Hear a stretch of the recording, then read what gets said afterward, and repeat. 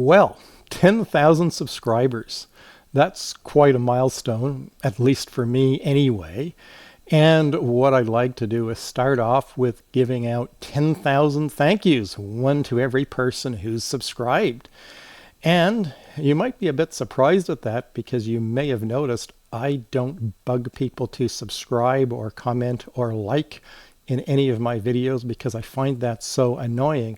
But I really do appreciate it when you do subscribe because it really does help the channel. So again, thank you, thank you, thank you. And it's really thrilled me to know that there are that many people interested in the stuff that I'm doing. Now, the other thing that helps a channel a lot are the comments. And the interesting thing there is that was something I was actually quite dreading when I started posting regularly, probably about a year and a half ago or so. I had no idea how fascinating they were going to be and how many enjoyable conversations I've had with some of you in the comments. So that was a huge surprise to me, and I again appreciate everybody who's commented. And for that matter, you may have noticed I try and answer every single comment. Now, in truth, it's probably only 99% of the comments.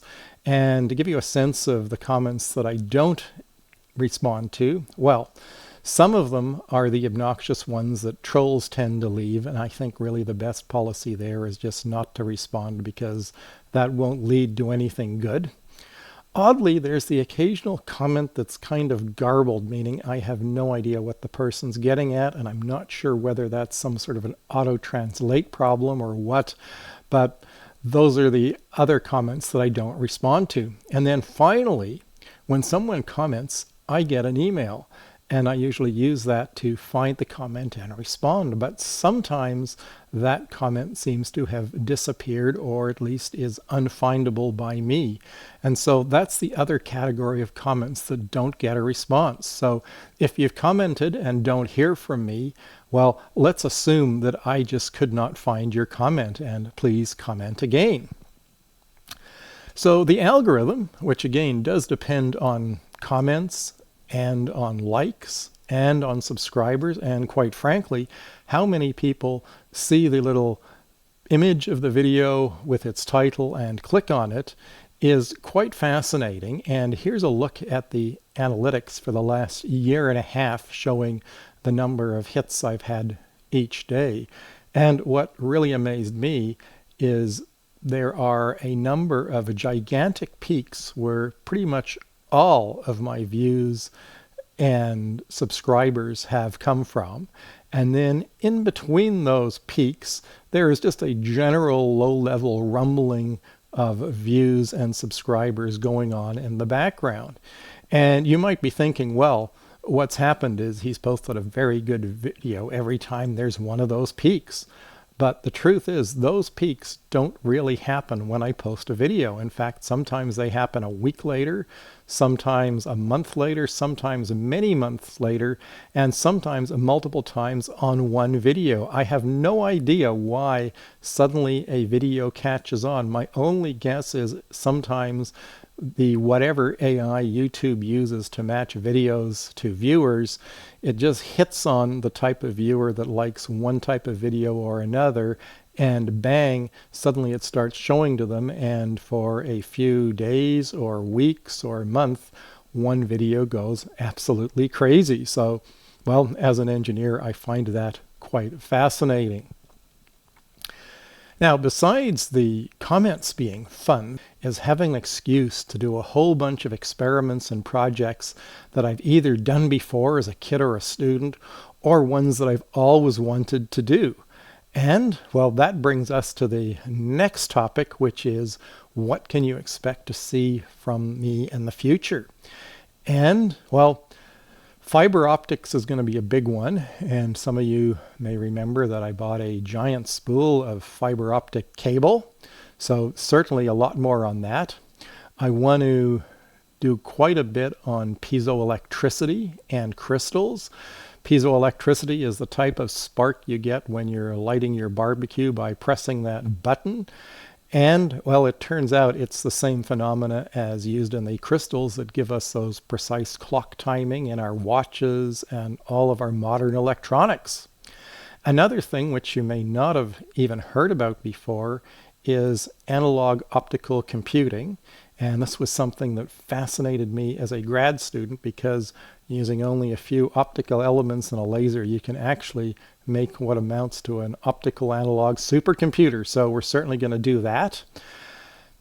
We're going to talk about three-phase power and do some experiments demonstrating what that is and why we use it.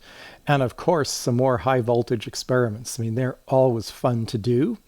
And speaking of high voltage, I want to do a few videos on Tesla coils, and in specific, how can one optimize them and tune them to make them as efficient and produce the biggest sparks as possible, which is of course always the goal of making Tesla coils, and they are a fun thing to play with, even though you have to be safe, of course.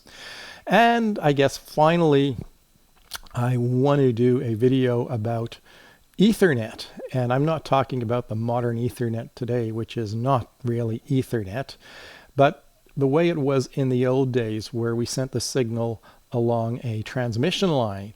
And I want to take a look at the Ethernet packets as they travel along the transmission line and how they collide and things like that.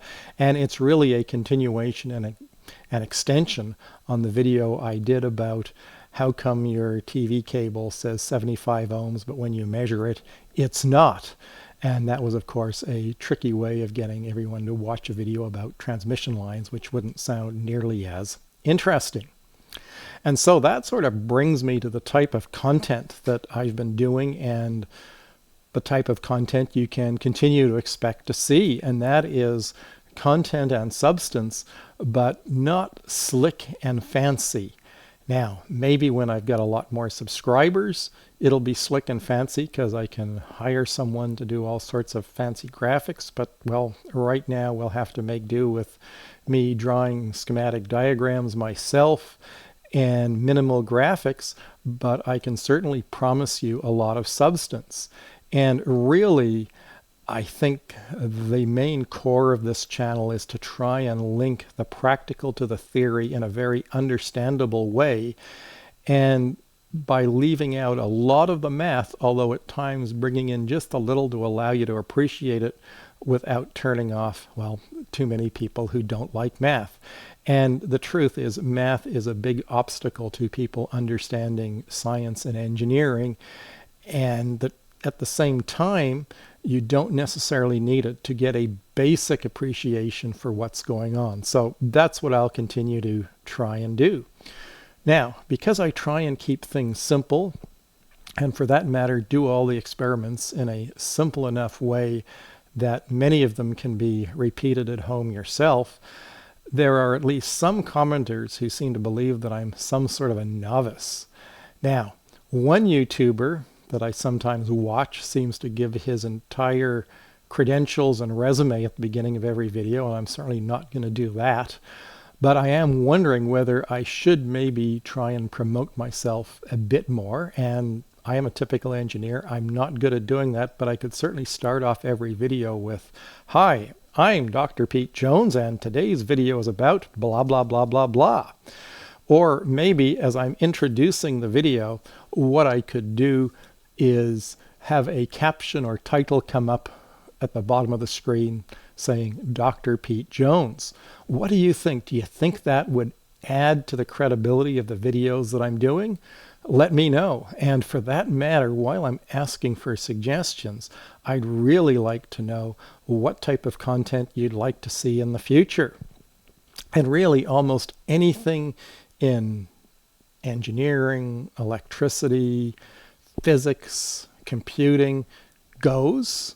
I obviously won't go into topics that I don't know much about, but I'm certainly quite thrilled to accept your recommendations. And if you give some recommendations, it can either be a category like, how about more stuff about magnetics, or Well, some of my most popular videos are testing wires with overcurrents, so can you burn up some more wires?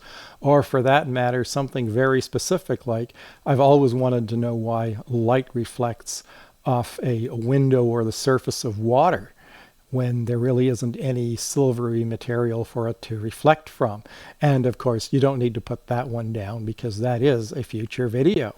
So please put your thoughts and suggestions in the comments below, and I'll certainly look forward to them. And as always, I will respond to them. Well, unless you're part of that unlucky 1%. So that brings this video to an end, and see you next time.